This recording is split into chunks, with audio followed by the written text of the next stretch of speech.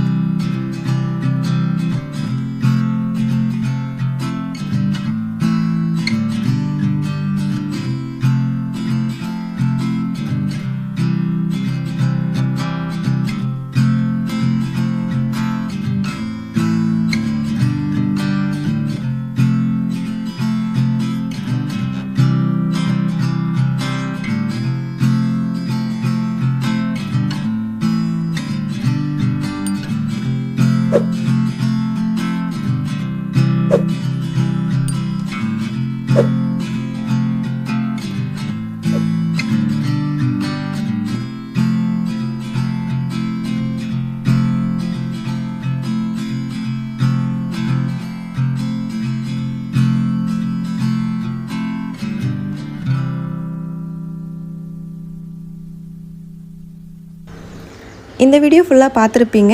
Direct ஸ்டூடெண்ட்டோட creative எப்படி இருக்குன்னு பார்த்துருப்பீங்க. அவங்களோட மிஸ்டேக் என்ன அப்படிங்கிறத நான் நெக்ஸ்ட் வீடியோவில் கரெக்ஷன் பண்ணுறேன். நீங்களும் எனக்கு சீக்கிரமாக இந்த வேறு புட்டாஸ் இவங்க போட்டது மட்டும் இல்லாமல் வேறு புட்டாஸ் வந்து க்ரியேட்டிவாக போட்டு எனக்கு வாட்ஸ்அப்லேயும் டெலிகிராம்லேயும் அனுப்புங்க. உங்களோட கரெக்ஷனையும் நான் வந்து வீடியோவில் சொல்கிறேன். இந்த வீடியோ உங்களுக்கு பிடிச்சிருந்தால் லைக் பண்ணுங்கள். உங்கள்